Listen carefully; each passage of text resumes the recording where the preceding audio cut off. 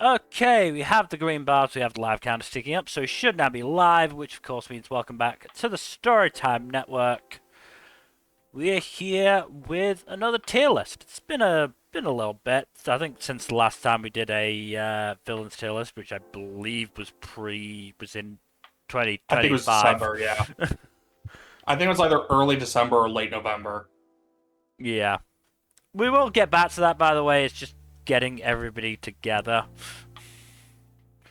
So, As it turns out, unless you have a really good regular scheduling regimen in place, getting four or more people together for a stream, whether in disparate areas of the world slash country slash whatever, very difficult. it's just the unfortunate thing of having four people involved. If it was just the two of us, Well, it'd probably be done by now. But yeah, yeah. But hey, we want more it's, opinions, and you know especially what? I think it's considering better for that. there might not be quite as many on the list as there actually are.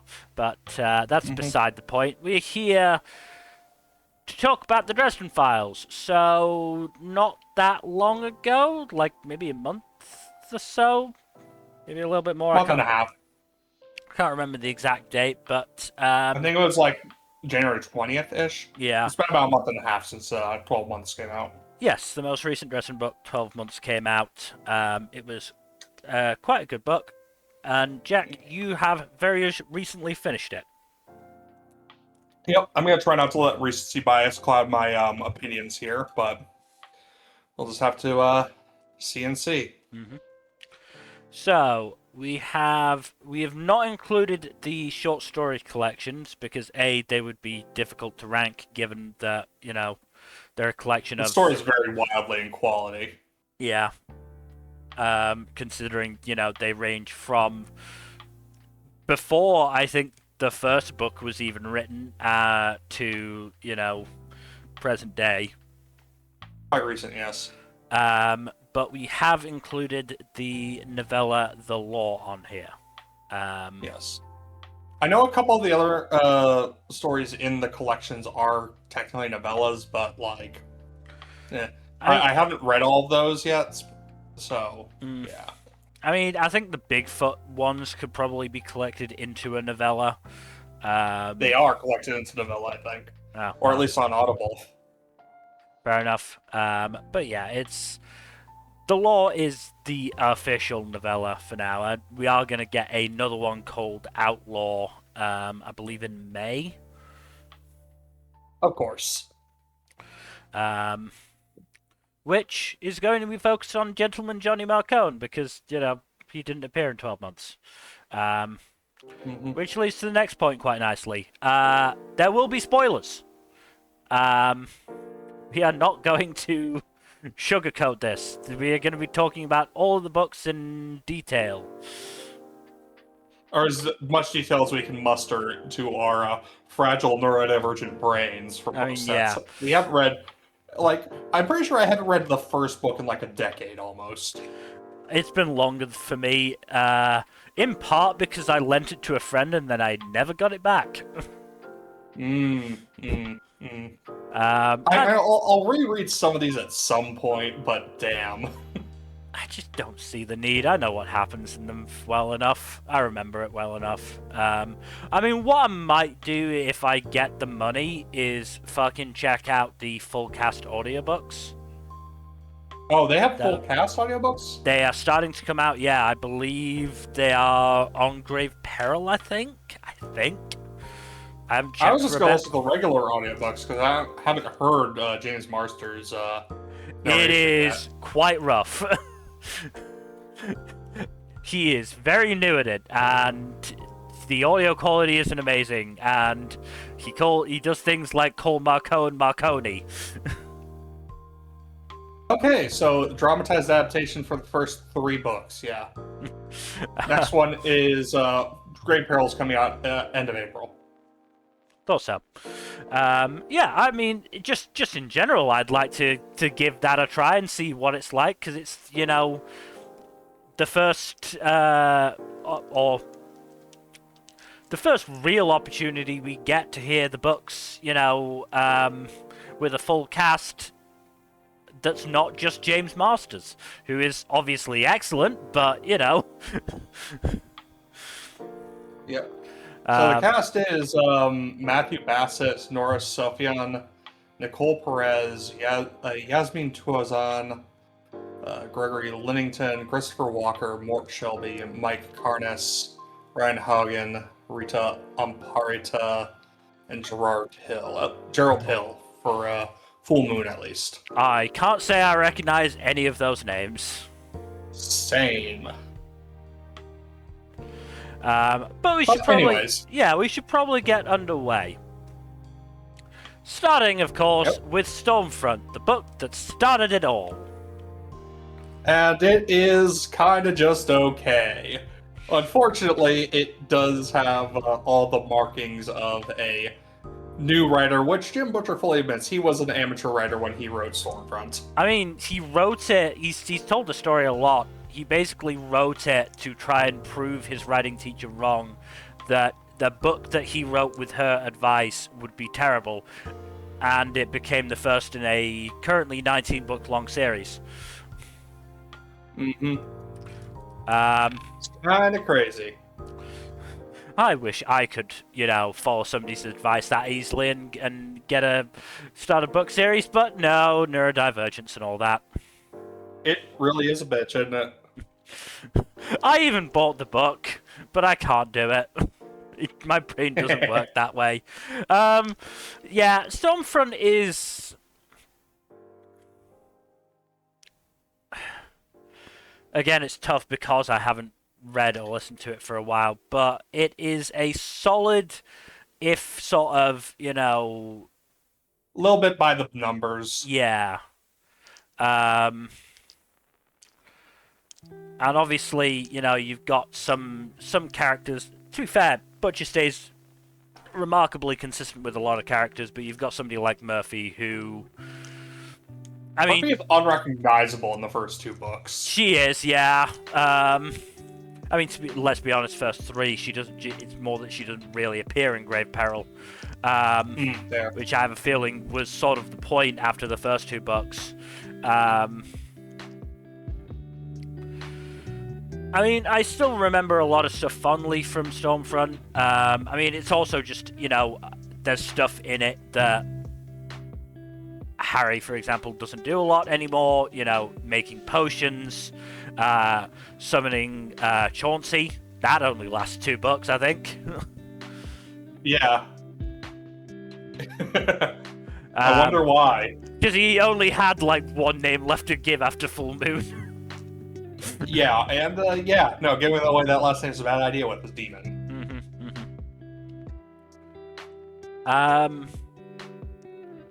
But yeah, it's decent enough at setting up the series, even if it does have a lot of all the marks of one of these kinds of books. Yeah. It is also Jim Butcher hasn't quite found his voice as a writer at this point. So it's not Harry does have a somewhat distinctive voice, but it doesn't really come into its own until Great Peril. At least from my recollection. It's been like we both said, it's been a while. I do think this one's okay. I would probably agree with okay. Full Moon! Unfortunately... So the issue with Full Moon is the worst book in the series. The issue with Full Moon is that it basically rehashes a lot of story beats from Stormfront. Not only that, but the villains in Full Moon are a lot more forgettable than the Stormfront, which is weird because they're werewolves. It's fucking werewolves. So how do you make them more forgettable than... So I think there's 2 aspects to that. A large part of Stormfront was the mystery aspect of it. We had this mysterious Shadow Man who we didn't know who it even was. Yes. It's only as, Harry got further and further in that he found this guy, Victor Sells, and it became clear that he was, in fact, the Shadow Man. In Full Moon... Also, Victor Sells is a deceptively good name for a villain. Yeah, it is. In Full Moon, though, the FBI agents are front and center, and they are very clearly assholes.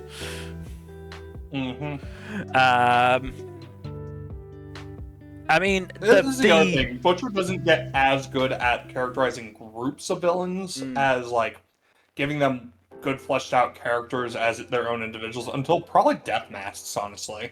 Yeah. I mean, to be fair, in Death Masks he hits a home fucking run. Because he introduced the Denarians, we will get to that. They were a group. I think, the overall mystery of Full Moon, which is that... Well, I think...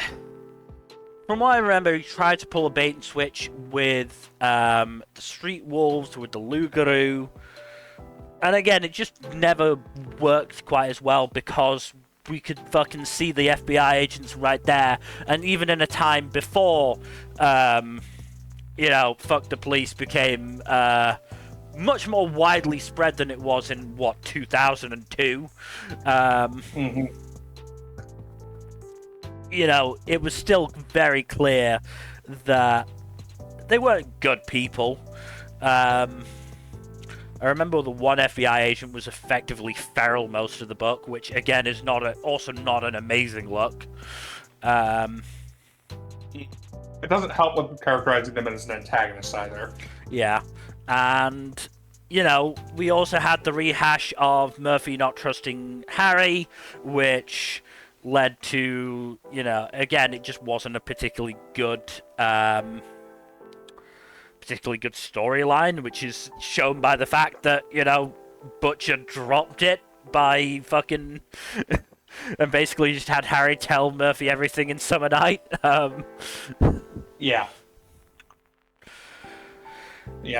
After Full Moon, the series gets a lot better. Oh, it does. Overall. It absolutely does. Full Moon is unfortunately the nadir of the series. We'll give it some props as well. It also introduced the Alphas, who remain a long stay in the series. Yes, absolutely. This is also the first book that has Harry have an apprentice, which... For all of about 5 minutes. Yeah. It does not last in this book. It is, To be fair, I think... Harry... She's not an apprentice per se. I believe she is just a magically sort of talented...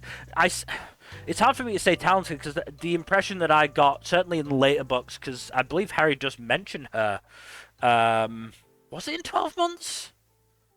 I don't remember. Yeah, he does allude to her. He said that Fitz is his third apprentice. Fair enough. But certainly the impression that I got was that she had talent, not quite, council level talent, and he was basically trying to help her, get used to it, which is something, again, that is implied he has done for quite a few people. Just why I sort of look at her and go, she didn't feel like the first apprentice, especially considering, she shows up for all of one book and then gets eaten by the Lugaroo.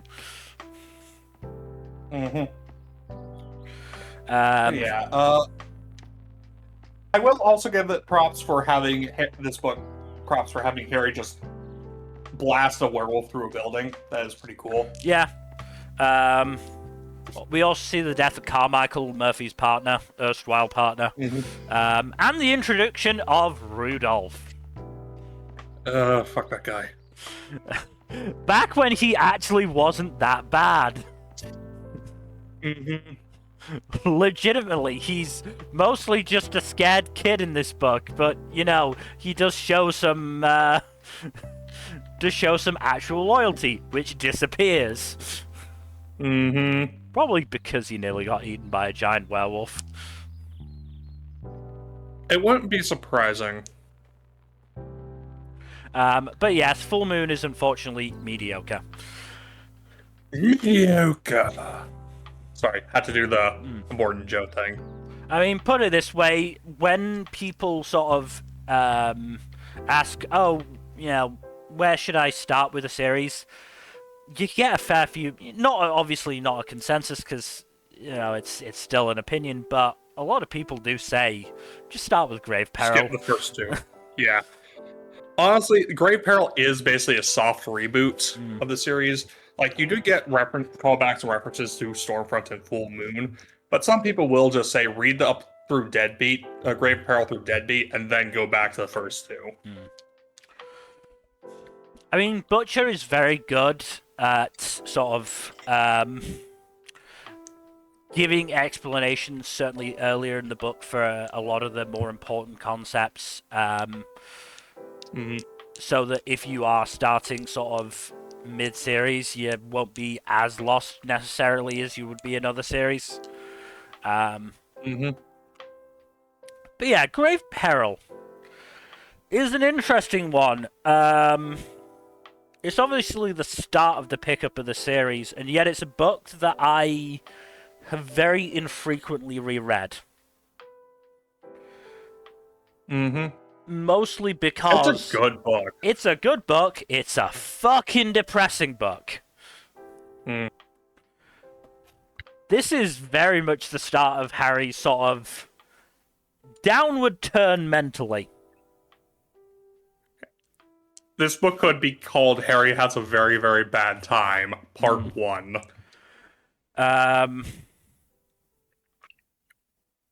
I mean, even setting aside, the whole starting a war thing, it's implied in this book that he gets molested. And unsurprising that he never brings it up again in any detail. No, I mean, it's not even really said in any detail in the book itself, but even after that, it's mostly just they did things, which, understandable. But yeah, that said, this book introduces Michael for the first time. It introduces Thomas for the first time. Two characters that, again, mainstays of the series. Series. Is this the we first also get a lot more. Is this the first book with Leah? With the Leonchi? Yes, I'm pretty sure it is. This is not the first book with Bianca or with Susan, though, because both of those first appeared in Stormfront. Yes. But this is when both of them are a lot more relevant. So Bianca was basically Dresden visited her and pissed her off with a pocket full of sunshine. Back when he could still do that. Back when he was still happy enough to do that. And Susan, Susan was in both of the first two books as, the love interest.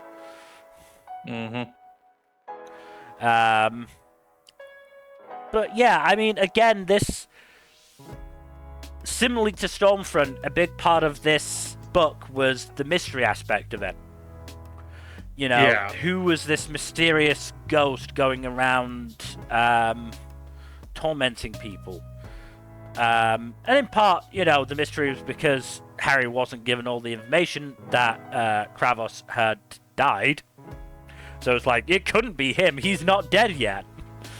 Actually, Harry, and you're just telling me this now. Great, no, wonderful.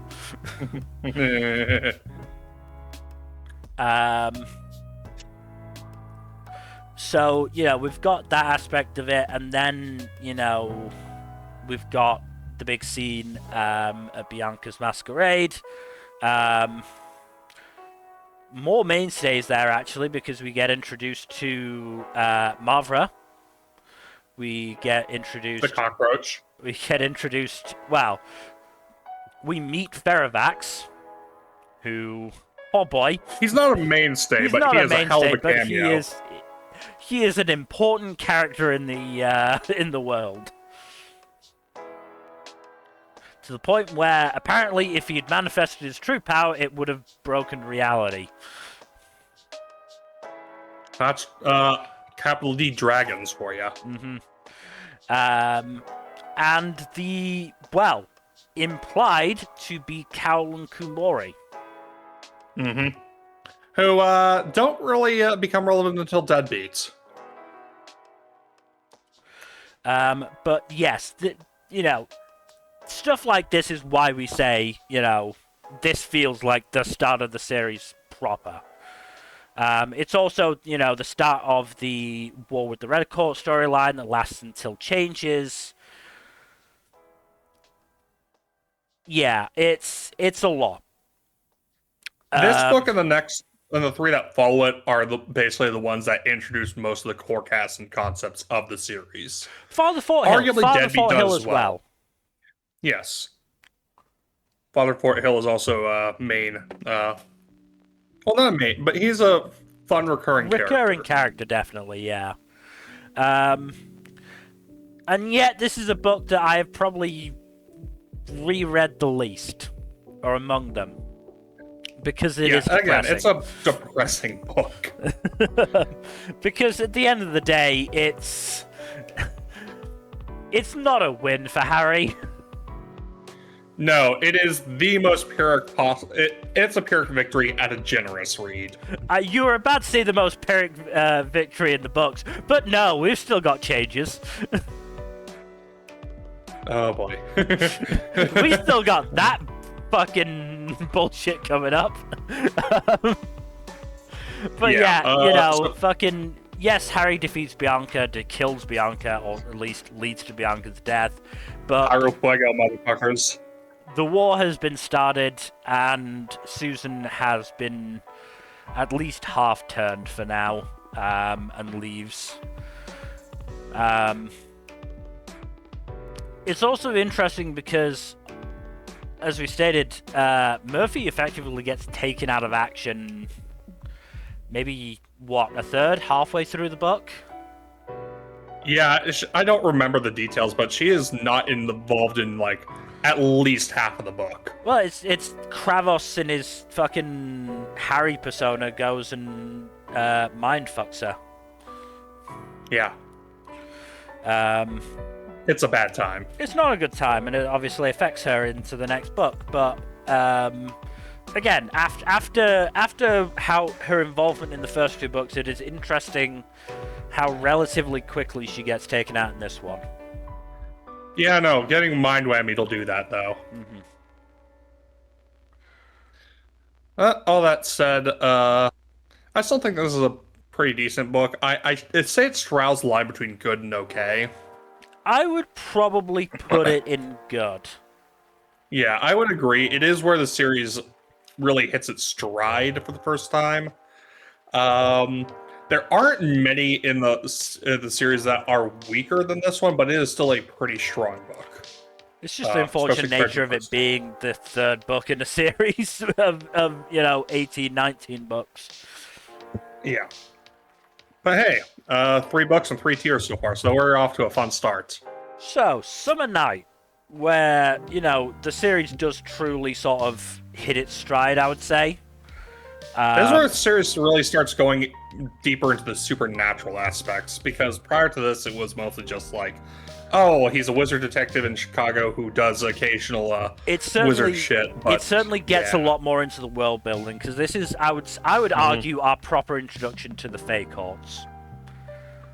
This is unarguably the proper introduction, because prior to this, we only had a few, I think we had just Leah and some of the Pixies, and that's it. Yeah, that's fair.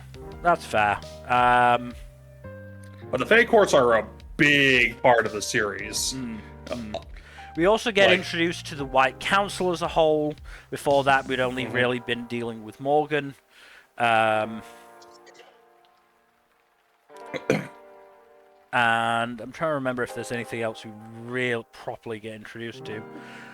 But I don't think so. I mean, obviously, this is also the book where Harry tells Murphy everything about the supernatural world, so that's, and the basis for their relationship properly starts, I would say. I mean, a little bit at the end of Full Moon, yes, but this is really where it feels like Harry and Murphy become ride or die. Yeah, the book also has a really fun climax. I mean, yeah, Fairy War. Book, last book is a lot more depressing of a climax. But again, this is again another mystery. This is Harry trying to figure out who killed Ronald Rule, and it's again quite a well done mystery. There are enough hints laid throughout, I would argue, that you probably could figure out. Certainly on a reread, you start to go, actually, that is suspicious. It is suspicious that Aurora just suddenly, turned up when was being helpful, which, as we learn in later books, fairies are not helpful. Not unless they've got something to gain from it.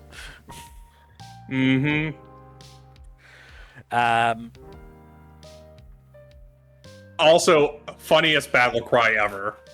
I don't believe in fairies, as he's going into a fairy war, yes. But yeah, also pretty clever how he takes Aurora out. Even if it is really fucking brutal as well. Yeah. But yeah, no, this is a good book. It is, as you said earlier, where the series really hits its stride, even more so than Grave Peril. I still think they're comparable with each other in quality though, because it's still early. Oh no, I wouldn't go higher than good, but I would probably put it above Grave Peril in good. Yes, I would agree. Because if nothing else, I think Summer Night has the better overall set pieces. Obviously, Grave Peril has the Masquerade and Pyro Fuego, but Summer Night has the shopping center, has the fairy war at the end, and a couple of others that I'm misremembering. But I think there's a troll fight, if I'm remembering right. The troll fight was the shopping center. Okay. I feel like I am forgetting another one, but yes, certainly, there were some really good set pieces in Summer Night that I think worked really well. But yeah, no, Summer Night is definitely I mean, again, when I started my re-listen to Dresden Files, Summer Night was where I started for exactly that reason.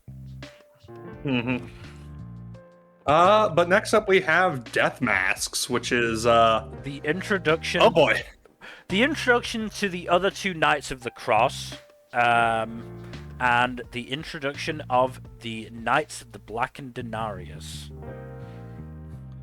who are very interesting as recurring antagonists, because we only see them every 5 books, but every single time they are probably some of the most, in terms of success rate, they are probably the most successful villains in the books. More often than not, they're definitely the most intimidating recurring antagonists. They don't until we get to the Outsiders. Yeah, they don't get 100% wins, but more often than not, the victory will be sort of bittersweet and will come with an edge of, well, fuck.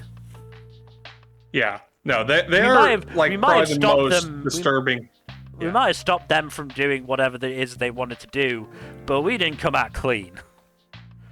Yeah, and as I said earlier, this is where Butcher really has his first solid group of ensemble antagonists, an actual proper ensemble of villains who are, not all of them are as well defined as each other, but they are all pretty distinct and uniquely disturbing.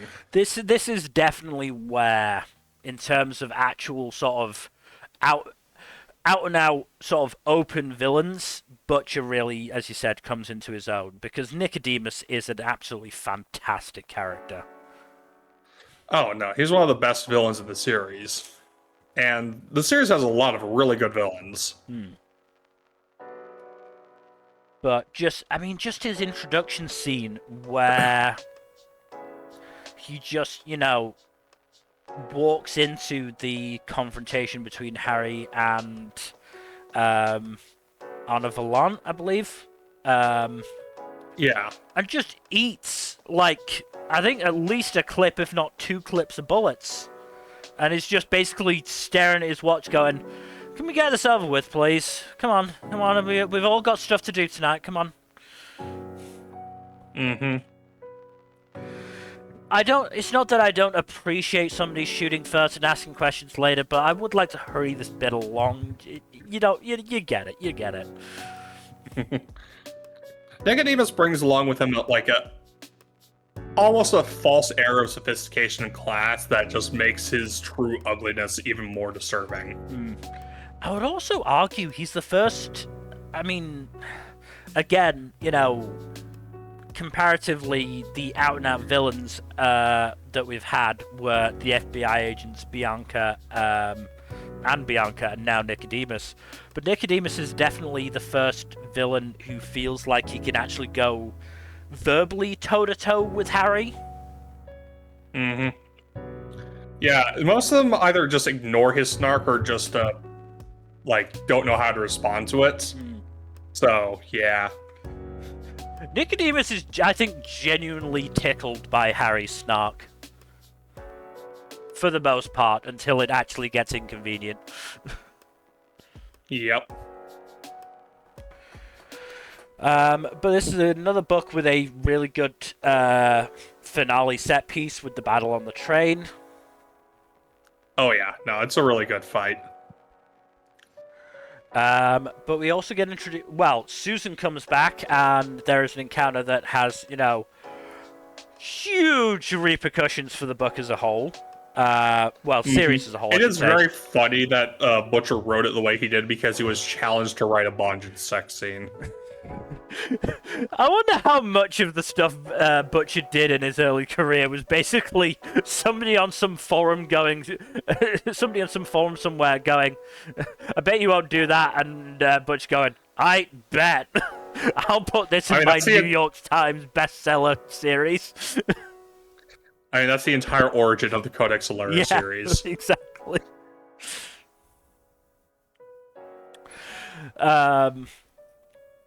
Deathmask is definitely a good book. Would I put it in excellent is a good question.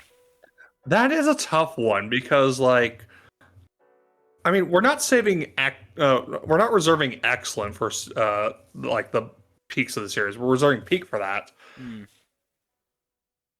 I think it'll depend on where we put Blood Rights. Because I don't think Blood Rights is as good as Deathmask, personally. I was honestly going to be harsh to it because we need more than just the first two and the bottom two tiers. Yeah, that's the thing. Because otherwise, I'm not sure there will be any more. I can think of one, but yeah. The novella is not perfect. But yeah, I think Deathmask, from now, we can put it in excellent, and we'll see how the rest of the list shakes out, I'd say. I mean, if nothing else, for introducing the Denarians, I think is fair. Because, the Denarians are such a good fucking group of antagonists. No, I would agree. Blood Rights. Blood Rights. The one with the fucking porn star sex cult. This one has a lot of serious highs and lows in it. Because on the one hand, you have Dresden killing a vampire with a falling frozen turkey. But on the other hand, you have, the very awkward treatment of all, the sex work stuff. It's honestly better handled than probably a fair amount of stuff would handle it in the early to mid 2000s. And a lot of it is through sort of the lens of Harry, who is somewhat uncomfortable with sex. And you're constantly horny. Which, yeah. Yeah, I mean, that's a series-wide thing. And frankly, I skip it enough that certainly when I'm reading the books, I skip it enough that I sort of don't notice it as much anymore. Yeah, I do think Blood Rights is probably the weakest of the post Death Mask of the post Summer Night books. Yeah, no, I would agree because it overall, I mean, it introduces the White Court as a faction, and it's good in that sense. But again, comparatively, when you look at something like when you look at Death Mask, when you look at Summer Night, and when you look at the books afterwards, it is probably on the weaker side. It does feel a lot more sort of Monster of the Weeky compared to, I would say it feels a lot closer to Stormfront and Full Moon than it does the books around it. Honestly, it feels kind of just like a rough draft of White Knight. That Or at least said, it does a lot. Yeah, it does a lot of what White Knight eventually does better. that said, there are still some really good stuff in there because, oh god, we didn't talk about fucking the Ortega subplot in Death Masks.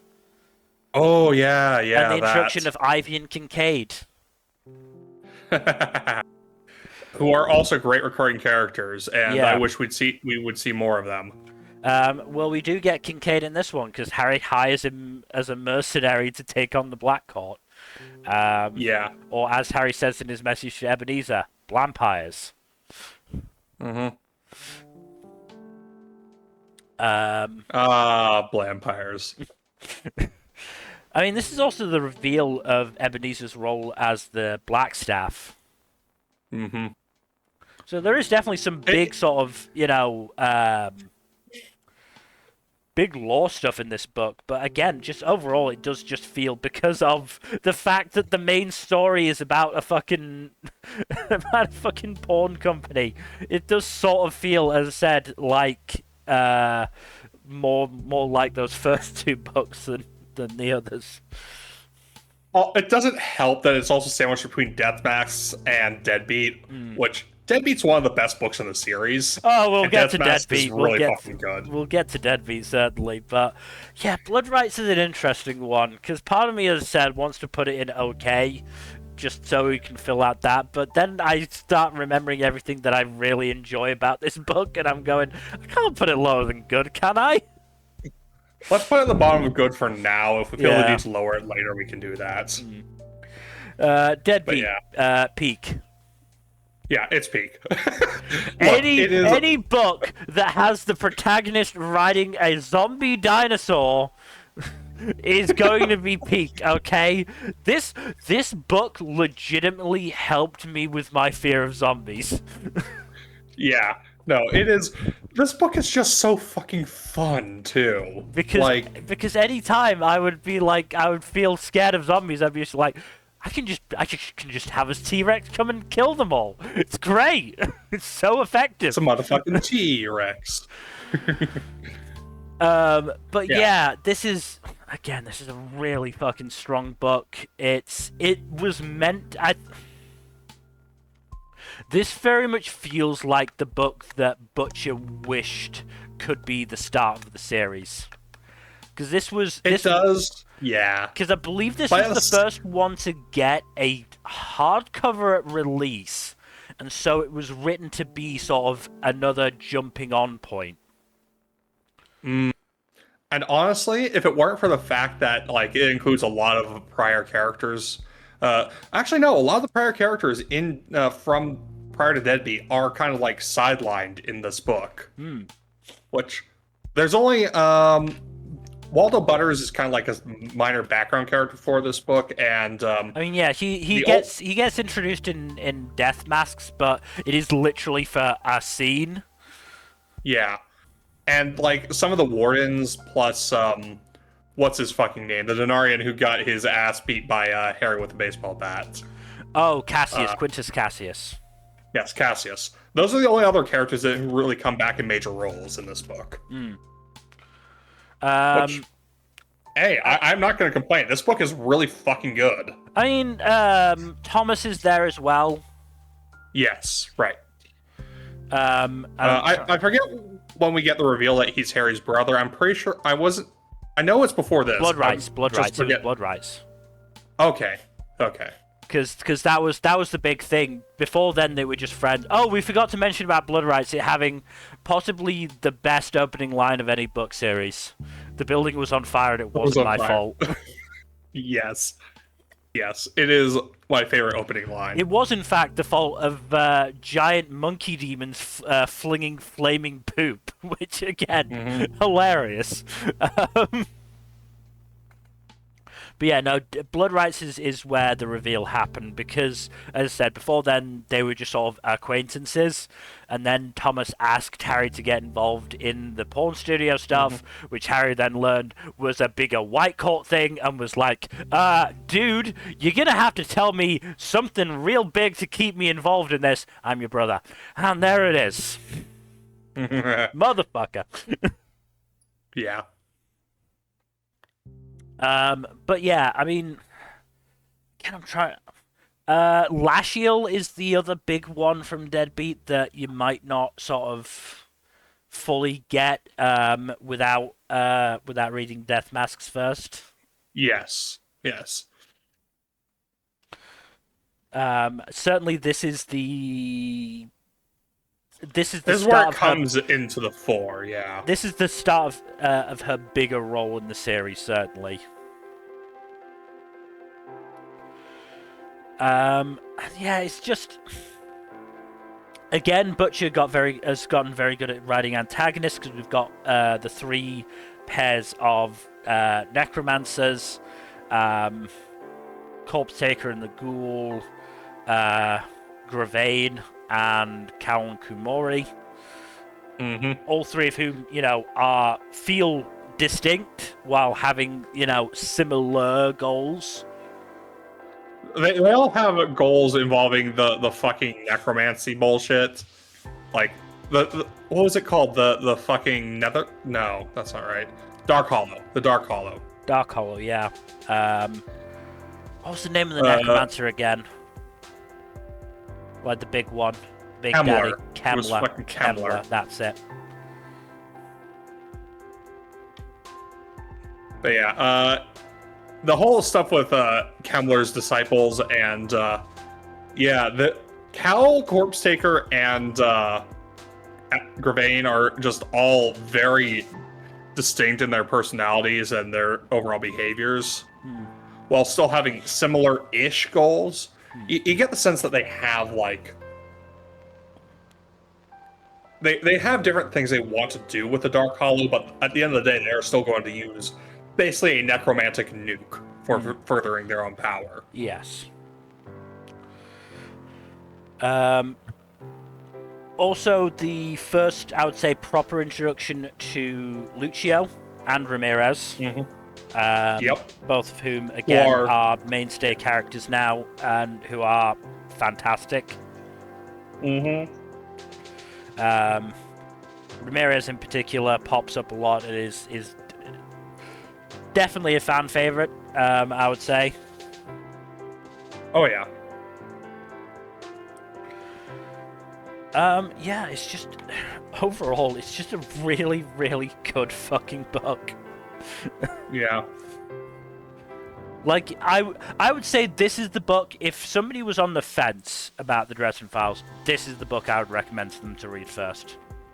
Yeah. Because there's enough, that you don't necessarily won't necessarily be spoiled on certain things, and won't necessarily be lost, but is still, certainly the best part of this first half of the series, sort of thing. Yeah. I mean, you say that, but we also have Proven Guilty and Small Favor, which are also going to rank highly. The halfway point of the series keeps shifting, and so me saying halfway point of the series is me going, Deadbeat is still the halfway point, right? No, currently the halfway point is White Knights. I know. Well, technically Small Favor. But it doesn't feel that way because, again, this is a shifting point, I would say, because we stop sort of doing the proper cases, it feels like, at this point. Yeah. Like, Proven Guilty has it a bit, but, like, again, it's not... Well, to be honest, the point is, this is where Harry becomes a warden. And so Yes. the investigations he does are as a warden, not as a private investigator.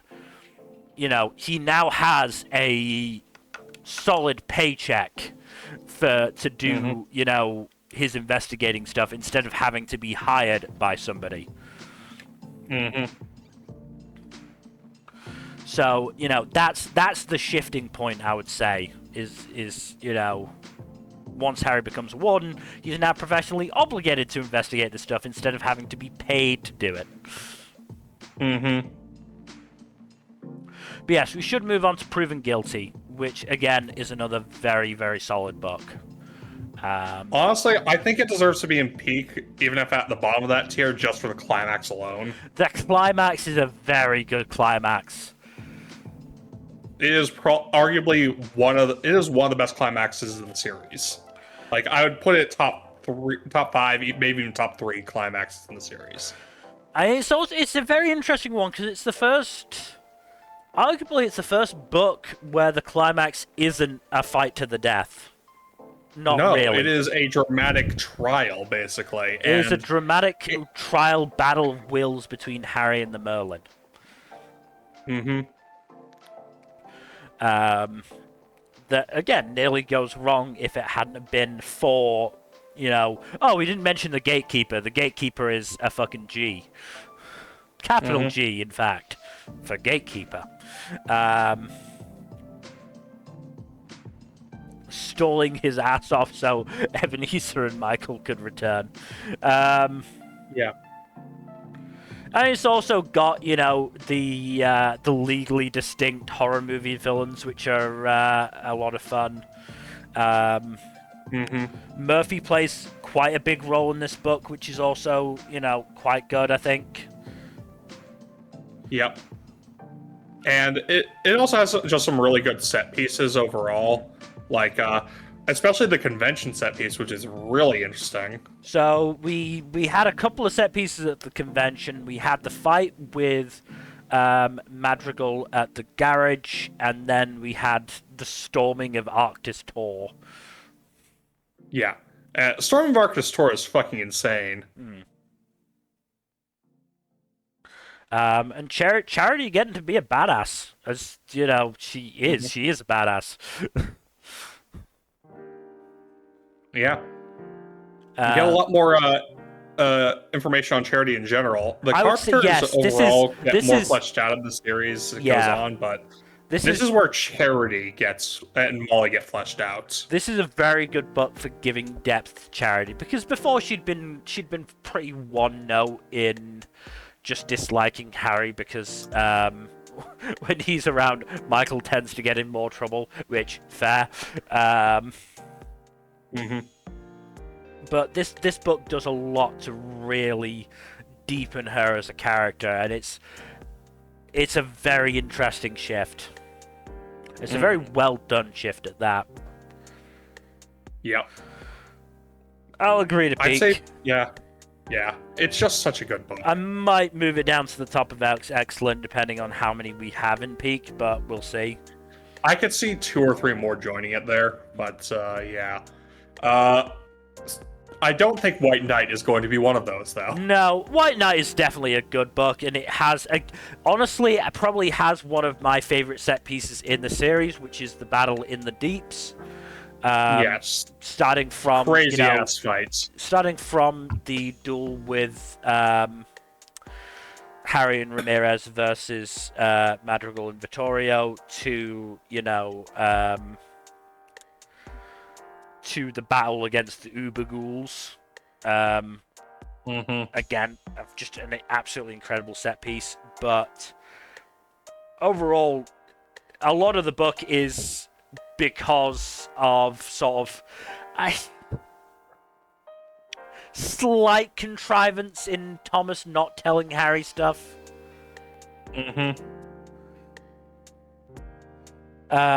Yeah, it is very much one of the more egregious cases of poor communication fucking things over in the series. It's not the worst case, no. But it does lead to an absolutely hilarious moment, because this book also brings the return of Elaine, who is Harry's former teenagehood friend, I guess, former lover. Yeah. Yeah. Well, Elaine pops up first in Summer Nights. Yes. But yeah. they have a long history, basically, and it's just one of the funniest moments in the series for me is when the two of them find Thomas on the water beetle, and he's like, "Okay, who are you? The real Dresden wouldn't come here with a beautiful woman; he'd come with his dog." Yes. Oh yeah, I forgot Mouse is introduced in Blood Rights. Fuck. Yeah. Might be another reason to keep Blood Rights in good, because Mouse is so wonderful. Yes. Also, funny bit in White Knight is Harry asking Laura to kiss him, and she's like, "Okay, now whatever, I guess. Fuck it, let's go." And then it's like, "Oh, thanks for the emotion boost." Wait, what?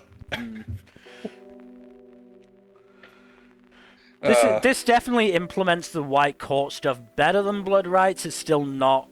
I mean, the White Court is sort of such an iffy topic because they are seen as the least of the vampires, but in a sense they shouldn't be, because, I mean, House Wraith in particular is seen as sort of the good guys of the White Court because they just deal in sex, but there's enough concerning stuff that you go, I don't feel comfortable with these people at all. Oh yeah, it's we've had debates over the ethics involving the White Court in general and the Wraith families in particular for quite a while, and yeah, they're handled better here than they are in Blood Rights. I will give that. Yeah, but I mean, this is to be fair, Blood Rights was more just focused on House Wraith and in particular Daddy Wraith. This goes into the White Court as a whole with the Malvora and the Scavis as well. Mm-hmm.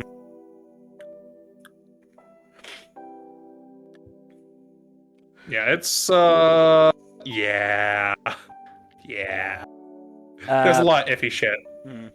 This is also another book with, we haven't been mentioning him very much, but this is a book with some absolutely amazing Marcone stuff. Because this is the introduction to the, I can't remember the full name of it, but the fitness place. Yes. That Marcone has his upfront business. Yeah, that Marcone has basically instructed, as he has all his businesses, to treat Harry as a sultan, because hopefully that'll make him less likely to destroy it. As it turns out, this is also the point. Yeah, this is the point of the series where he starts thoroughly branching into the supernatural world and expanding his power base there. Well, this is him signing on to the Accords with Harry's help, which exactly. Harry, why? 9 books Harry, later might be a slight mistake. But at the time, didn't have much of a choice, because without Marcone and his, as it turns out, Einherjar, would have died in that fucking cavern. Yep. This is also the return of Cowl as an antagonist, after he basically got physically blown to chunks at Ground Zero of the Dark Hollow. He returns in... We still don't know what happened with Kumori. We don't. Like, all the other necromancers are either dead or they popped up again later. Or both, in the case of Corpse Taker. I don't think Ravain's coming back. No. To be fair, he was he was the traditional necromancer and probably the least interesting of all of them. Yeah, I mean, Gravain and Cassius both got extra killed. Cassius is barely a fucking necromancer. Also, Cassius had the whole death curse thing on Harry in that book. Ravain, to be fair, does pop up in one of the short stories in briefcases. Oh, interesting. I still haven't gone around to. In fact, it's the one that focuses on Lucio back in the day. It's quite good. I enjoyed it. But yes, White Knight. So Yeah, it also has the shad. It has Lash's sacrifice in this one, yeah, which is it's yeah. tough for I'd me say this one not goes to. in. I'd say either low, excellent, or high good. Yeah, I think I'm gonna put it in at the top of good because of the poor communication kills bullshit. Which is everyone's favorite trope. Yeah, as I said, it just feels slightly contrived in the end. Mm-hmm. Small favor. Oh fucking Christ! Book is really fucking good. It's another Denarian book. I'm gonna be honest with you. I don't think any of the Denarian books are going below excellent. Probably not. They are incredible antagonists, and this is sort of like, because of the convergence of people, this feels a lot like an Avengers book almost. Because This is basically the warm up for changes. yeah, so you've got, obviously the Denarians coming in, but you've got Harry eventually working with Guard and Hendrix to rescue Marcone from the Denarians. You've got Lucio coming in, you've got Kincaid and Ivy coming in, you've got the Knights of the Cross coming in. All these different factors all coming together as a group to fight the Denarians, which should tell you how big of a deal the Denarians are. It doesn't hurt that the Denarians bring it all of their big guns into this book. Oh, this is the full group of Denarians. This is not just Nicodemus's group of 4 or 5. This is including his wife. Yeah. They don't get on, Yeah. as they have 2,000 years of dysfunction behind them. They are the world's messiest divorcees, basically. Yeah. But yeah, it is a hell of a book. It does a lot of really good stuff. And It's also we've also got the side plot of the fucking Gruffs as well. oh my god, yes. I love that bit so much. Eldest Gruff, just so great. The fact that Harry Yeah. got his ass kicked by the Billy Goat's Gruff on multiple occasions. Yep. Who, as it turns out, are terrifying, and some of them wield machine guns. He gets his ass beat so bad he looks like a raccoon for basically the entire book. Yeah. Yeah,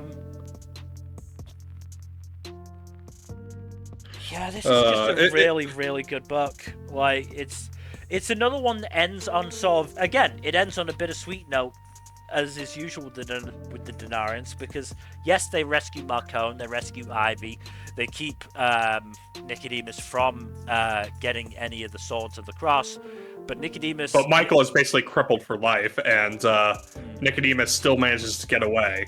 Still manages to get away, and gets away with most of the coins that they collected. Mm-hmm. I mean, to be fair, there could have been worse endings for Michael. He at least gets to spend time with his family still. Yeah, he is retired at this point because, well, he is not so severely crippled that he can't still enjoy the rest of his life out pretty reasonably. But he is not going to be fighting ever again. Wink, wink. There's definitely, I think, a hint of sort of divine intervention in how well his injuries healed. Because there's definitely a lot. And it's very much a subtle in mysterious ways type thing. I mean, that was sort of the point of the book, because this is our first true sort of introduction to Uriel as well. Though we don't know it yet. Do not shorten his name. No, this is the book where we don't actually know it's Uriel yet. Because he just comes across the janitor who gives him the Lord of the Rings. This is also where Harry first uses Soulfire, I'm pretty sure. Yes, it is. Because this is obviously the first book post-Lash, so that's his reward for redeeming even a shadow of a fallen angel. Yep.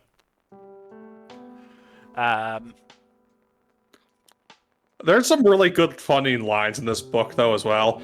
Likest thou jelly within thy donuts? I think that's how it went. The thing with the eldest crop. Nay, prithee, but with sprinkles or something like that. Yeah. No, yeah, I mean, the books as a whole have some absolutely hilarious lines in them. Yeah. Also, it's crazy that Ivy fights almost like a good 6 she or fights 7 over half a dozen Denarians solo. Yeah. Which is crazy. I wish we got more appearances from her after this. This is like the last book she's like prominent. She's kind of too overpowered. Yeah, I know, but like, still, she's a fun character. But yeah, it is a really good book. I honestly think, should we put it in peak or should we keep it in excellent? Here's the thing. It's so fucking good. I think it's better than Proven Guilty. I wouldn't necessarily put it above Deadbeat, but I would put it above Proven Guilty, so I think we have to put it in peak if Proven Guilty is in peak. Yeah. I don't think Turncoat is quite as good as any of those, but it is still extremely good. Turncoat is good because of the end, the finale of the book, which again is not necessarily there is a big fight towards the end of the book, but the true climax, well, certainly the end of the book is Harry revealing the traitor within the White Council. At least one of them. This is the most White Council heavy book in the series, I think. Well, yeah. And I mean, it's focusing on Morgan, because Morgan gets to see things from Harry's perspective for the first time, and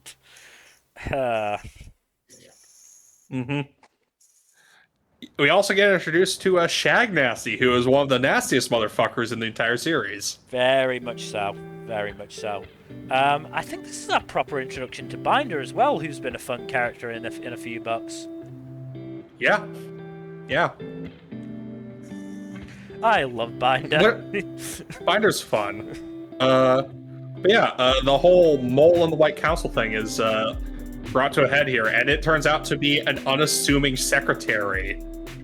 Crazy. I mean, there's also the implication that there are other moles in the White Council, but Peabody is the one that's like the actual one moving things along with the upper levels of the White Council.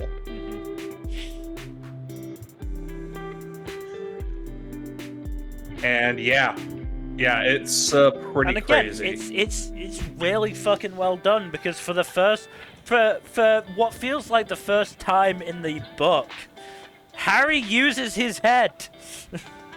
Yeah, it's crazy, right? And actually manages to get the drop on these bastards.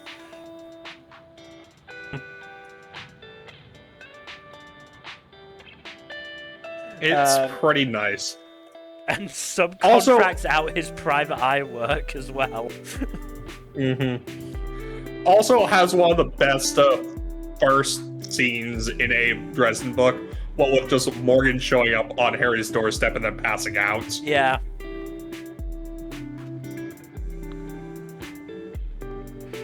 I'll also say the running gag of Harry walking into his apartment and seeing the chaos between Morgan, Molly, and Mouse. Always funny. Yep. Also, this book has the classic line, "You should accept my help because your balls are in a vice and I'm the only one who can pull them out." And that's so great. This is definitely a very good book. This is probably, it's not peak, I would say. No, I don't think it quite reaches the highs of the ones we have in peak. It's still excellent. It's definitely an excellent, yeah. Above or below Death Masks? I'd say above. The resolution to Morgan's overall character arc just is really good, and combine that with like it being the resolution for a long-running subplot of the series just works really well in its favor. Yeah.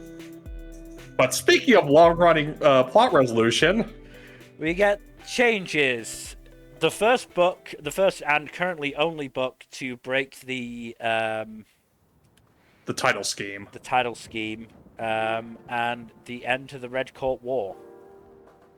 Time to face the strange changes. So this is another book that I have basically very rarely reread. I may have reread it a couple of times, but I think I've read this like 2 or 3 times total. It is a very rough book at points. I often skip it in my rereads and re-listens because it is a good book, but it is a very hard book. It's a very tough to read book, yeah, because the vast majority of it is just about breaking Harry's life down.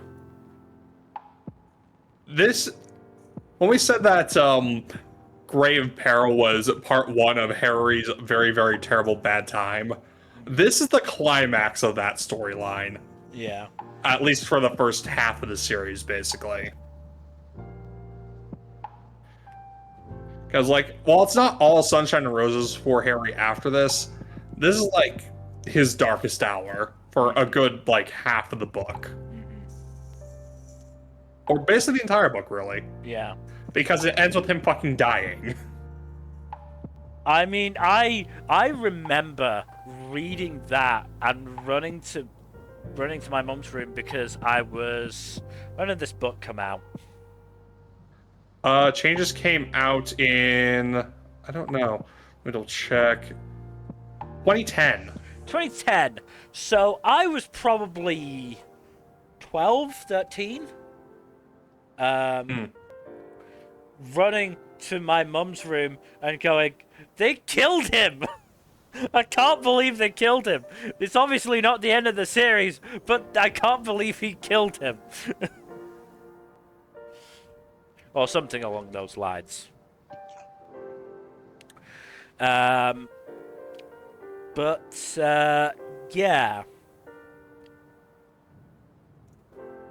It's definitely a good book. It's definitely a good book. It probably is an excellent book. Honestly, it's one of the best in the series, but it is also, like... It is a rough-ass read. That's the thing. Like, it has some of the best moments in the series. It has everything to do with the final battle is insane. Mm-hmm. It has all the character stuff that we get between Harry and basically all of his allies. Or at least all the ones who are available for this one. Mm-hmm. Like... And of course it has the...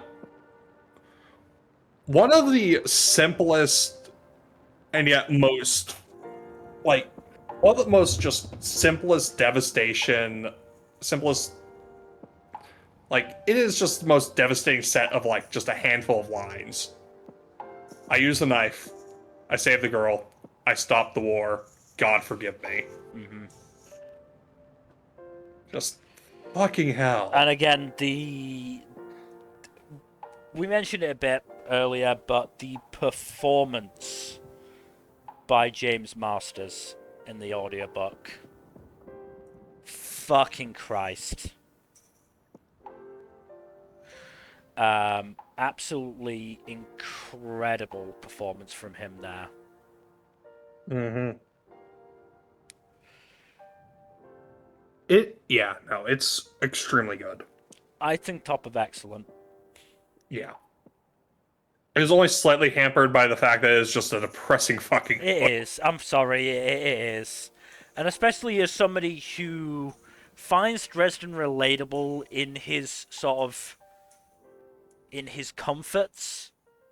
You know, his liking his little apartment, liking his shitty little car, liking, you know, the creature comforts in his life and them all just getting ripped away from him. It's just so hard to read.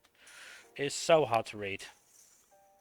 This whole book is just like, on top of being a massive status quo shift, because nothing is the same after this book, it is just Harry just getting his ass beat over and over again in new and unpredictable ways with each passing chapter. Mm-hmm. right up until the whole fellowship stuff. Which I do love the fellowship exchange. That one's funny. Yeah. I mean, there's still quite a bit of humor in this book. Absolutely. Wait, shouldn't I be Gandalf? No, Leah's Gandalf.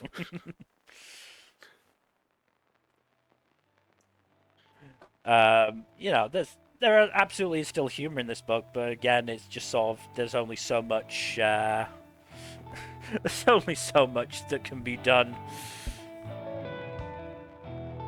Mm-hmm. Um, but yeah, Ghost Story. Ghost Story is an interesting one. So, Like, Ghost it Story is is sort of the unconventional. progenitor for 12 months. Yeah, it is like a spiritual prequel, almost. Yeah, it's a lot more of a introspective book. And, to be honest, I didn't give it the credit it was due the first few times I read it. Yeah. I've re-listened to honestly, it a couple of times now in the last few years, and whether it's because I'm older, I'm not going to say more experienced because I don't feel more experienced, but certainly more aware of, certainly the nuances of writing and mental health. It's actually a really solid book. Yep. I think it really is. I think there's definitely still weaknesses to it, and as I said, 12 months is it done better, I feel. Yeah. I still think it's a good book. No, absolutely. The problem is it is following up on changes, which is a game changer, for lack of a better phrase. Yeah. And it also has the unfortunate issue of also just being very unconventional as a Dresden novel.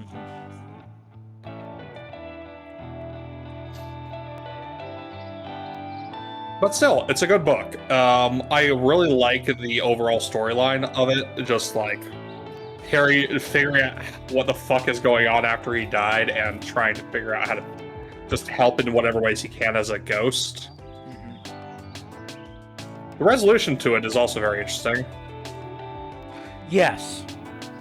I mean, I think that's the first time proper that Harry talks with Uriel.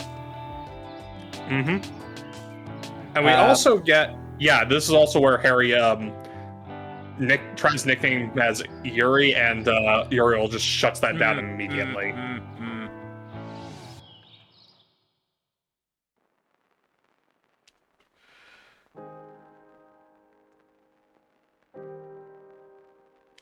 Because I believe the L in his name is the reference to God, because I believe the name is basically light of God. Of God, basically, yes.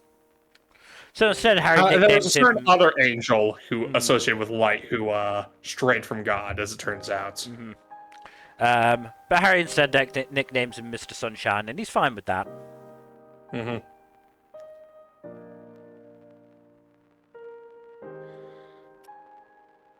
But yeah, Corpse Taker is also a pretty interesting antagonist. Well, she's not particularly deep, but she is very disturbing. This is another book that goes back to sort of the mystery of it.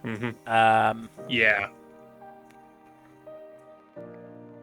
And as it turns out, the result of the mystery is that Harry employed Kincaid himself to kill him. Yep. So, who killed me? Shit. The identity of the big bad is also a bit of a mystery for a while, because we don't find out it's Corpse Taker until I think about half to 2/3 of the way through the book. Something like that, yeah.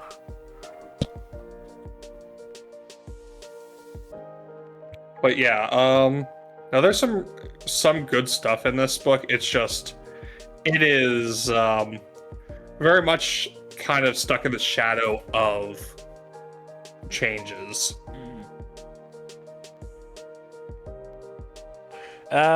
We also get the first proper flashback to Harry versus He Who Walks Behind, Mm-hmm. which is very interesting. Mm-hmm. We also get one of the funniest exchanges. Honestly, one of the funniest exchanges in the book is when Harry goes to see Mort the first time. It's like, "Hiya, Morty." Nope, nope, nope, nope. No, Not happening. I don't Nope. want to be involved in any of this, Dresden. Come on, fuck off. You're dead now. You can't be still fucking getting me involved in this shit. Yeah. We also get the fun bit of a bunch of different Molly clones fighting Corpse Taker in like a psychic thing. Psychic battle, and the fact that she's a Psychic battle. Trekkie compared to Yes. Harry's Star Wars nerd. Yep.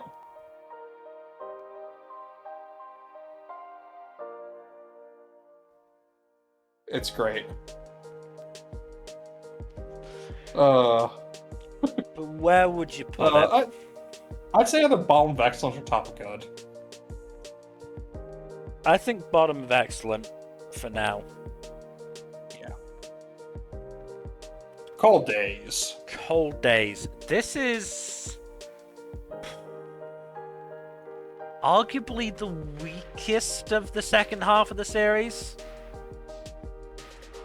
I would honestly say that belongs to either Peace Talks or Battleground, personally, but we'll get to those. It's tricky Cold to Days sort is- of judge those two, is the thing. They are kind of a package deal, which is the weird thing. But Cold Days is, yeah. It's. I still think it's a good book. It has lots to merit it. But it is also a bit weaker, especially given what the follow-up is like.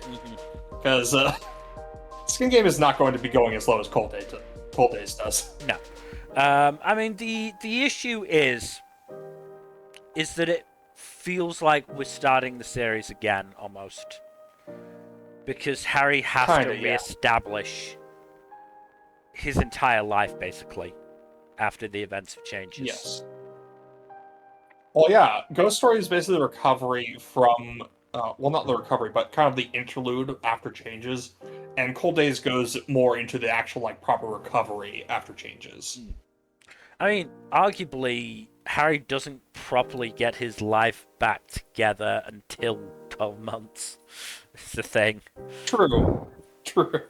Oh, God. But Yeah. there's a sense that he is starting to get shit back together in Cold Days.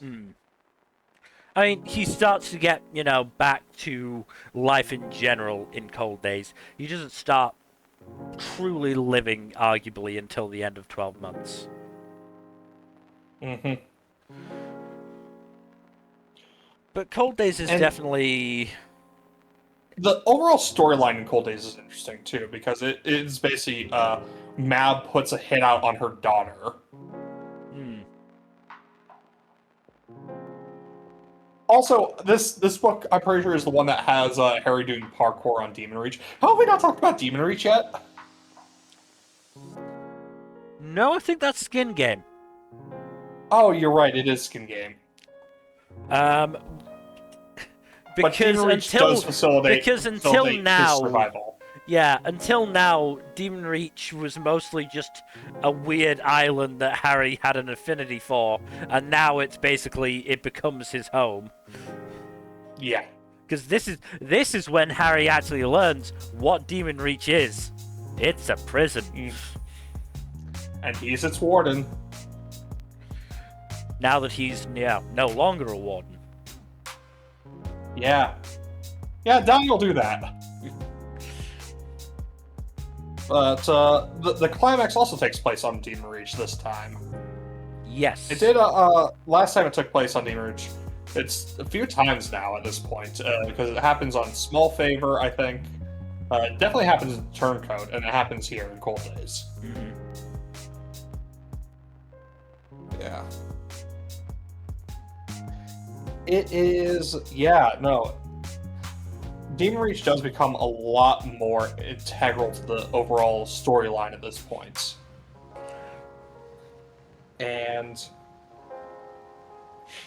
yeah, no, it's this book does a lot of interesting stuff. Also introduced us to Kringle properly. Introduces to Kringle and his many faces. It also, as a just series-wide thing, introduces us to the Outsiders as a whole. Yes. Well, we've had hints of them before, including the encounter with He Who Walks Behind in Ghost Story. This is our first, this is outright telling us what they are and how they function. Or at least a bit of how they function. Mm-hmm. It does also have Harry riding into battle with the Wild Hunt, which is pretty neat. Yeah.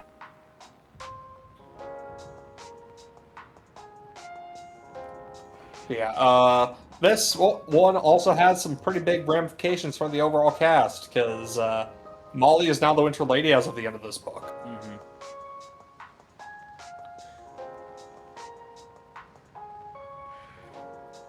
I think this is the one where certainly Murphy and Harry maybe not properly get together just yet, but it's close. I think it's where they kiss for the first time, at the very least. Yeah.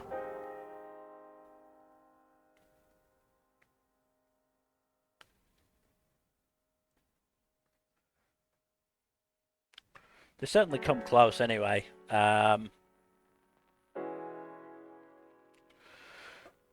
But yeah, it's as said. I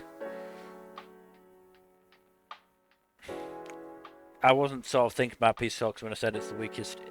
Peace Talks probably is the weakest in my mind. This is the second weakest. I would probably put it. Speaking Top of good, maybe? Speaking relatively, probably top of good. Yeah. Now, Skin Game, on the other hand... Skin Game! Honestly, until 12 Months came out, this is my favorite post-changes book. Yeah, I still think it is. Because... it's a fucking heist. And not only is it a Heists are always fun. Not only is it a heist, it's a heist on fucking Hades himself. Yeah. Add in the Denarians to the mix, and you have a recipe for a fun-ass time. Yeah. And this again, book is so fucking good. It's one of... Look, we mentioned it in Turncoat. This is another book where Harry uses his brain to magnificent effect, because in knowing that he's going to get involved with the Denarians, and Nicodemus in particular, he goes, okay, I have to have an edge. Hey, Odin, who's the one guy this whole plan hinges on for Nicodemus? Him? Okay, I want to hire him. Yeah. I want to hire him first.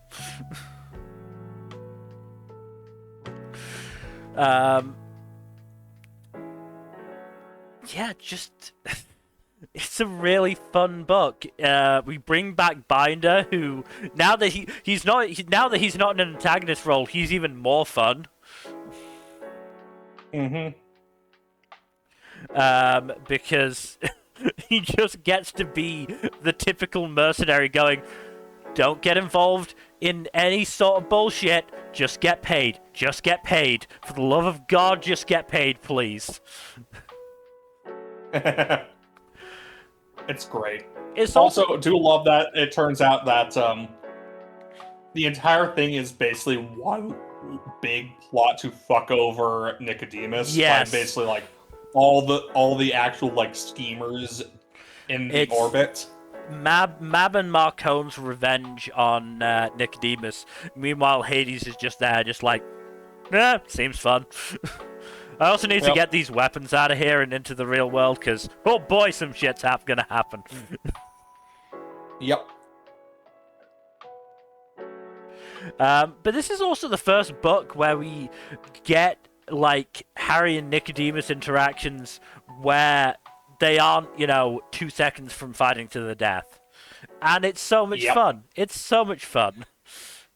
They clearly hate each other with so much passion and vigor.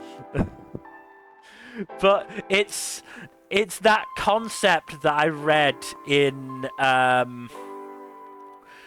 JJK fic where Gojo is basically like, okay, there's a lot of people I hate, but I can't kill them while remaining a good person. But I am very talented at everything, including being an annoying piece of shit. So I'm gonna make them wish they were dead instead.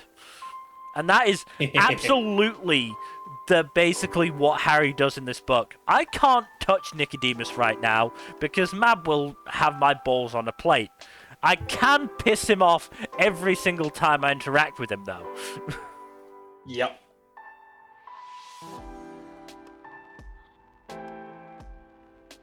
Also, well, I am annoyed a little bit, ever so slightly annoyed by Murphy getting taken out in the book, or how she gets taken out. The overall payoff for it on multiple levels just works really well. With all the stuff with Michael, Butters, and Philokius. This is also the first. Wild that Oriel basically lends Michael a jumbo jet so he could use a reading light. Yeah. Is how he phrases it. Sorry, you're saying? This is also the book where we get the first true interactions between Harry and his daughter. Yeah. Maggie is a delight. She's very adorable, and Harry's interactions with her are constantly heartwarming.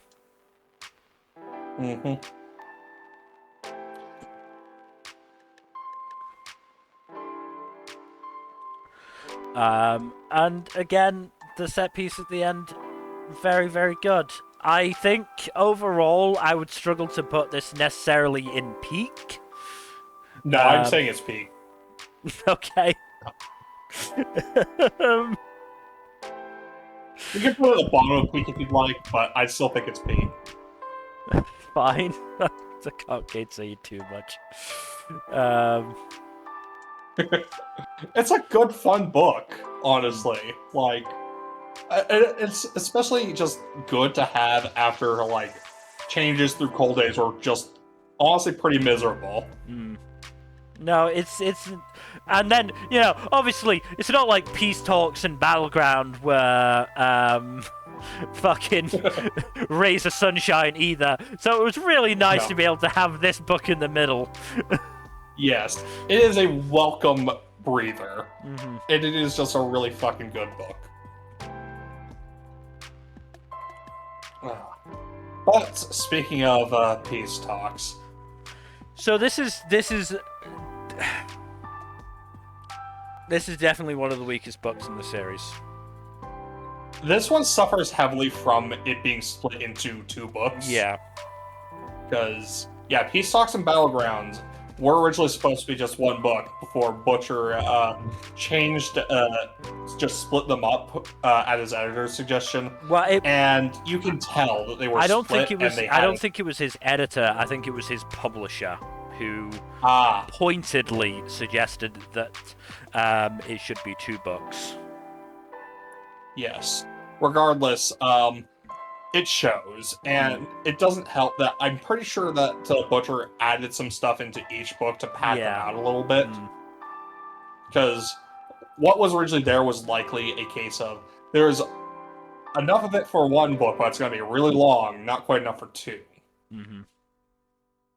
Peace Talks also suffers from not having a proper climax as a result. Yeah. Like, what passes for a climax in Peace Talks is just not really anywhere near as good as most of the other book climaxes. It could have been worse at the very least. There was only 3-4 month gap between Peace Talks and Battleground. Oh yeah, no, they were packed tight, which is good. They were released July and September of 2020.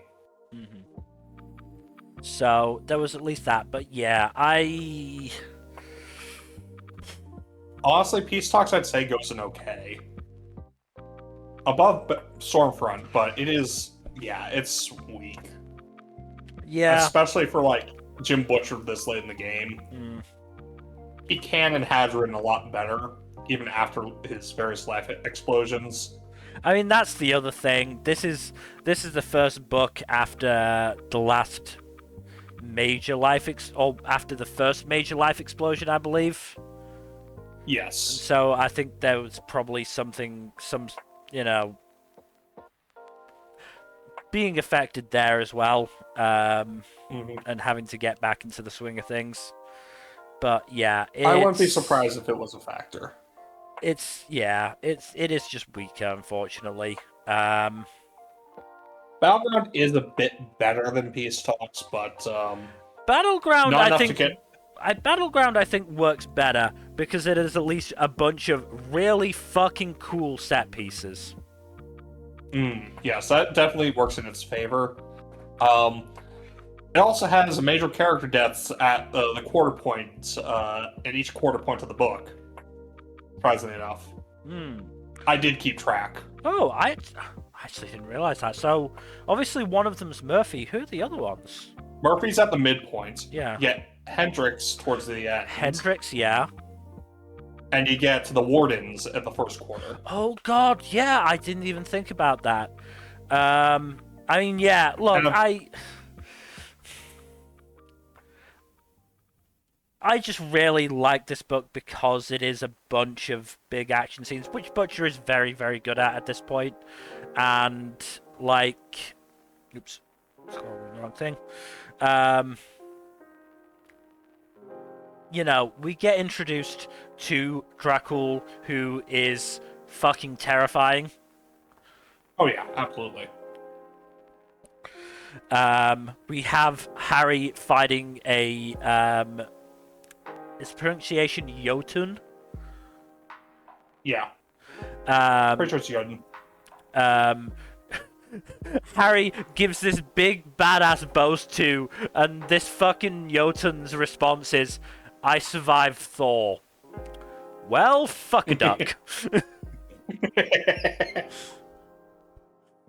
Yeah. I will say, Not sure what I can do to top that. Yeah. I will say, just as a slight negative, I do dislike Murphy's death overall. Yeah. I don't think it's... The execution was hit or miss, I think, but I don't think it was necessary for the overall story.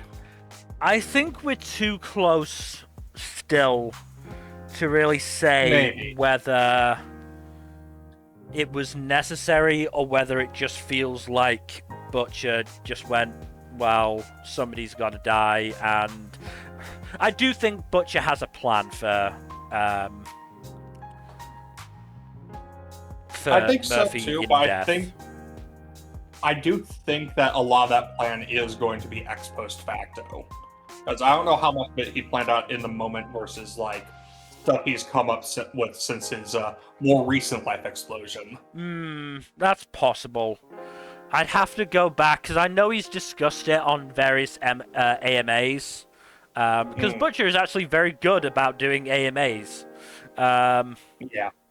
No, he's one of the better authors about that. I think, like, him, Sanderson, and a couple others are really good about answering reader questions. He also does a fair amount of panels as well, but I can't remember exactly what he said about Murphy's death and how long he had it planned.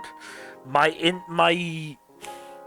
instinct is to say that he'd had it planned for a while, but I honestly cannot remember. And given the amount of times between books, a while could mean a while in terms of books, in terms of, you know, he's had it planned out since, you know, fucking, like, Deadbeat or whatever. Or it could be that a while ago means, you know, 2016 compared to 2020. Like I said, I can't remember 100%. So I don't want to, you know, make any definitive statements. I can absolutely understand why anybody would be upset. I'm upset that Murphy's dead because she's an incredible character. But yeah, I also think it's a really Yeah. kind of an interesting way of doing it. Because it wasn't this big crowning moment at the end of a fight. It was just random chance. And it fucking hurts and it sucks, but that's... it is, you know, fucking out of the norm for a character in a book series like this. Yeah. Honestly, I don't think the whole thing of subverting expectations really works well as a justification for this either.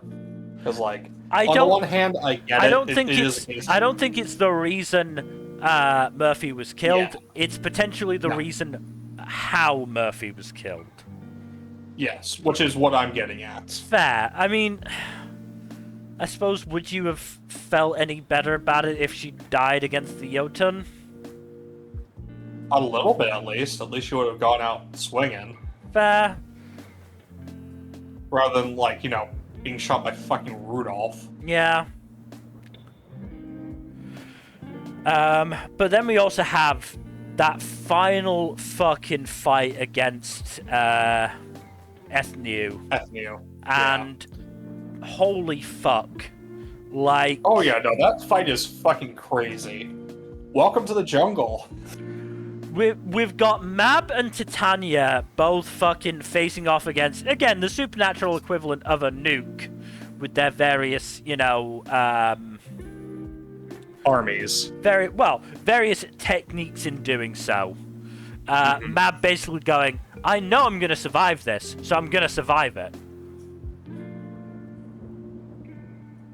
And Titania using fucking pure emotion, because of course she did. Then we had, you know, Titania, Vadarung, aka Odin, and the Earl King. 3, like, ridiculous heavy hitters against Ethnew. Who wins? The latter wins. Yeah. And then fucking, you know, we had Knights of the Cross in the fray. We had Marcone turning up, fucking using his hero death blunderbuss bullets. Also, it turns out Marcone has picked up one of the fucking denarii. He's also picked up one of the blackened denarius coins. So he survives getting his neck broken. Yep. Ebenezer fucking gets I think one of his hips broken, trying to fucking quarterstaff duel with her. Listens to wind, drops an orbital fucking grizzly on top of her. Yeah. And she breaks his back and makes him humble. Sanya draws blood from her. It is just a fucking all-out massive climax. And then Vadarung uses Gungnir, you know, the famous fucking Spear of Odin, to distract her long enough that Lara kicks the Eye of Bala out of her head. Mm-hmm. And then, yeah, Harry uses the fucking... what is the athame that I can't remember the significance of it in Christian lore, but I know it obviously has some because it is, you know, one of the big artifacts. I don't recall. It's the spear tip that got driven into Jesus' flesh during the crucifixion. Oh yeah, no, That's the Lance of Longinus. Yes, that thing. And uses that to fucking seal Ethnui beneath a demon reach. Which, fuck. Yeah. And then, yeah, the reveal that Justine is possessed by Nemesis. Yep. That was a fun one. Nemesis being, you know, this fucking outsider who's been corrupting people throughout the series, corrupted the Shadow Man, corrupted the FBI agents, corrupted a whole bunch of other people. He Who Walks Beside, that reveal was fucking, like, chilling. Mm. I think Nemesis might be argued to be the overall big bad of the series, or at least one of the big bad, like, group of the series. The He Who Walks trio definitely seems to be the big bads here. Mm-hmm. Because even there is also even the Black Council, but we don't know their relationship to the Walkers. The implication is that the Black Council has been influenced by He Who Walks Beside. Yes, I'm sure we'll find out more as the series goes on. Yeah. But like, I mean, there's not many books left. Certainly, Mirror Mirror is when we're supposed to get the information about the Starborn stuff, which is related to the Walker stuff, so the Outsider stuff, so presumably we might get a bit there. We have 4 case books left, including Mirror Mirror. But, I mean, put it this way, even Nicodemus was like, hey, I can see the signs that somebody's fucking about, and I am not down with it. Mm-hmm. And then we have fucking Michael, who, you know, throughout the series has disapproved of whenever Harry is sworn, dropping swears in multiple languages. Yeah, because the White Council kicked Harry off for basically really sus and bullshit reasons. Yeah.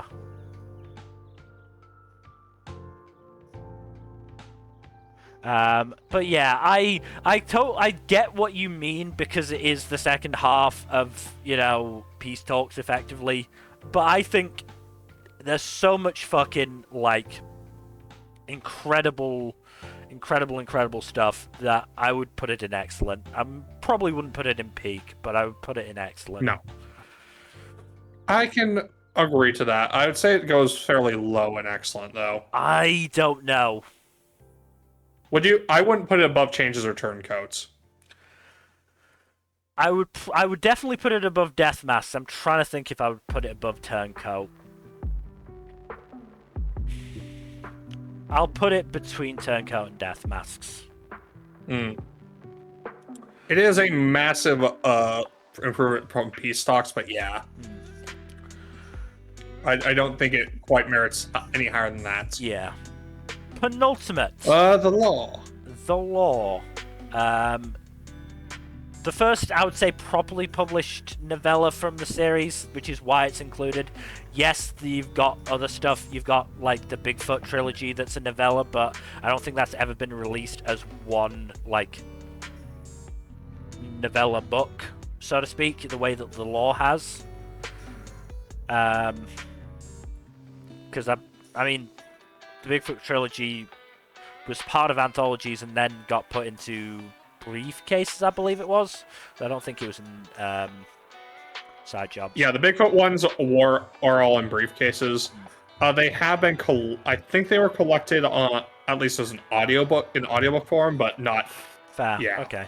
But yeah, so that's why I wanted to include The Law. And I wanted to include The Law because it's quite an enjoyable little story. It was a good sort of middle chapter between Battleground and 12 Months. I mean, The Law takes place during 12 months, though timing-wise there are a few little issues. There are some discrepancies, yeah. This was definitely written while Butcher was either drafting 12 months or hadn't decided on if he was going to write it yet. Definitely. Because 12 months was something he didn't decide on until a while along. I'm pretty sure his plan was to write Mirror Mirror after... I think he probably got... So, I think he got maybe a quarter of the way in the book and was just like, it just doesn't feel right to not address all the shit that Harry went through in Battleground and before. But The Law is basically Harry getting involved in sort of his old PI stuff again. And it's quite nice to get to see him do it again. Yeah, it's pretty uncommon, especially at this point in the series. Yeah. And, you know, I I don't know. I just like it. Obviously it's shorter than any of the actual books, and there's not a huge amount to it. But I'd probably put it at the bottom of good. No, I can see that. Yeah. I wouldn't put it higher than that because there just isn't enough in it. But I just really liked it. 12 Yep. months though. The most recent book, as we said, came out just January or something like that. It is really good. Unfortunately, it's definitely an improvement over Ghost Story in the way of Harry trying to adapt to a big life-changing event. yeah. It is more or less entirely dedicated to Harry's recovery, and it is an exploration, first and foremost, of grief and the recovery from that kind of pain and loss. And yeah, there's also some really interesting lore stuff in this book, particularly with regard to the White Court and their connection to the Outsiders.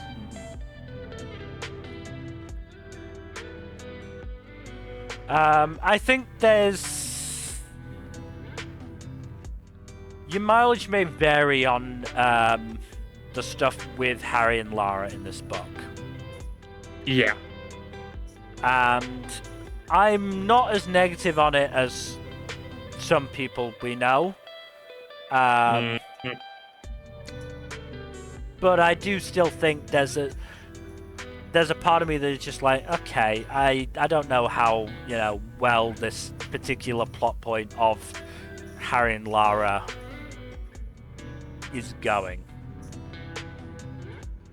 Yeah, it's one of the weaker points of the book. I wouldn't say the weakest aspect of the book, in my opinion, is like the denouement, because that is a bit rushed compared to like the rest of the book, which is very deliberately paced. It definitely feels like Butcher just sort of going, kind of need a proper climax to this. I'll throw this in. Yeah. I mean, the climax itself, I'm fine with. Though it is kind of funny that it ends without bloodshed, basically, on Harry's side. Yeah. But after the climax, it just kind of rushes to the conclusion, which I'm a bit more here or there on. Yeah. But hey, I still think the overall book is really good. And I do have one other minor quibble. The gargoyles are just kind of there. Yeah. They're just kind of introduced and don't really do much for the story. I mean, they're a fun little bit of lore and stuff, but yeah. That said, we do get more Dracul in this book, and holy fuck, he's still terrifying. We get a recovery in the relationship between Ramirez and Harry, which is nice to see on a personal front, because Ramirez was one of my favorite characters. I love Ramirez. He's great. And yeah, no, it's really interesting seeing all the conflicts Harry gets into and resolves in this book, because yeah, there's a lot.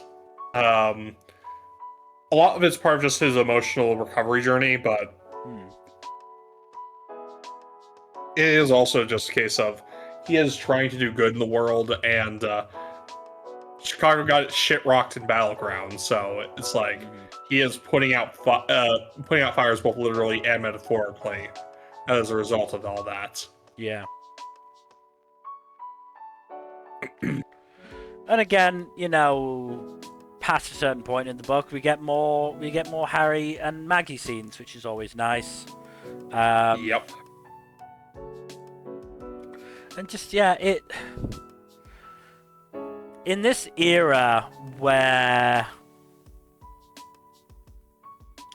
mental health struggles becoming more and more prominent because people are becoming more and more aware of, their own mental health and what their struggles look like, it's just really nice to have a book like this.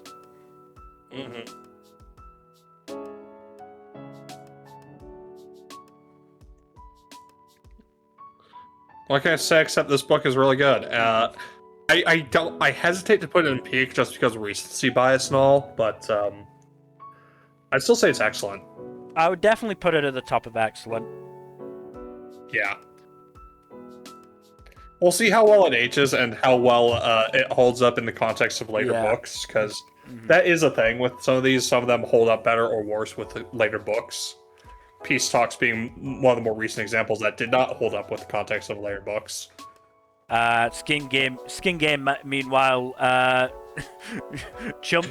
probably jumped a tier because it was this, really nice breather book between Hell on Earth. Yeah. I wouldn't disagree with that assessment entirely. Between Harry's life imploding and then Hell on Earth. So, Skin Game, I would have probably argued more strongly for Skin Game to be an excellent had this come, just after it had come out. But, at this point, it was nice having a book like that. Really nice having a book like that. Yep. But, do we want to make any adjustments, move things up or down anywhere? Or are you satisfied with what we got? Honestly, I'm pretty satisfied. It's still extremely funny to me that Harry has a hat on every cover except for the Law, even though he never wears a hat in canon. I think the Law is maybe the only one where he does wear a hat. Yeah, which makes it extra funny because it's the only cover where he doesn't. I think in terms of changes, the only one I would necessarily make is I think I'd probably move Skin Game above Proven Guilty. I mean, I can agree with that. It's crazy that 2 of the 3 Denarian books are in peak. I wonder what the next one's going to be called. Because that's scheduled to be book 20. Yeah. So we got Mirror Mirror and then a Denarian book. We're also going to get a wrestling and or a heist book as well. I'm willing to wager it's the wrestling one because we already had a heist book and it was really good. I don't know if Butcher wants to take another crack at that. Butcher said there's going to be another heist book. You know what? Fuck it. If he did well the first time. Yeah, I just can't remember if he said it was going to be as part of the wrestling book or not. So that's 3 of the 4 case books that we have covered then. I mean, I'm pretty sure he has basically written out what the plan is for the premise of each book. As I said, I just can't remember it off the top of my head. We'll have to look that up. Oh, you can look that up right now while we talk. But let me. I don't know where I'll find it. Well, again, I remember it was in the AMA he sent, so I've just got to find. But it'll be interesting to see how the future books are received and how they're handled, because the 12 months is definitely a positive step for Butcher. I feel like if Peace Talks and Battleground had been just one book, I think it would have been a better book, truthfully. Because Peace Talks just doesn't stand nearly as well on its own as Battleground does. Yeah, no, definitely. I agree.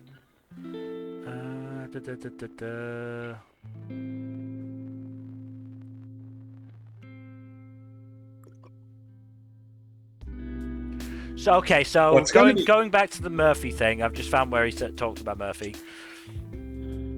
The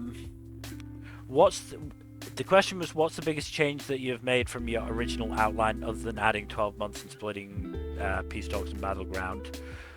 Murphy's death, I realized it was going to happen several books ahead, but it wasn't originally in the plan, at least not consciously. Looking back, I think part of me always knew it was coming. Okay. So nothing specific, but a case of, yeah, this was probably going to happen at some point anyways, but this at some point fairly recently it was cemented. Type thing. Yeah. I'm willing to wager then it was probably around probably after changes that he firmed up the plan on that front. Could be wrong, but yeah.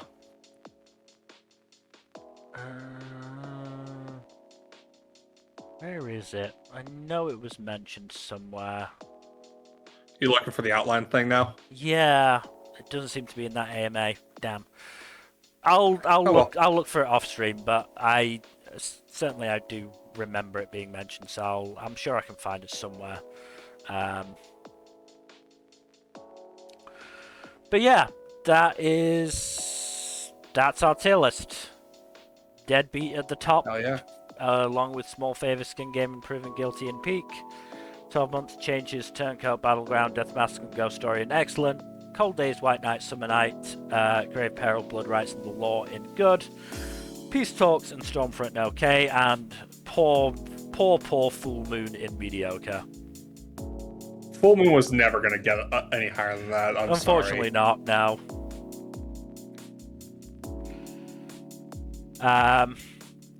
But yeah, when the series is over and, you know, however long it takes, if we're still doing this, we will come back to it, but, you know, I don't know. We'll see. But yeah. Thank you. I think we can bring it to an end now. Yep.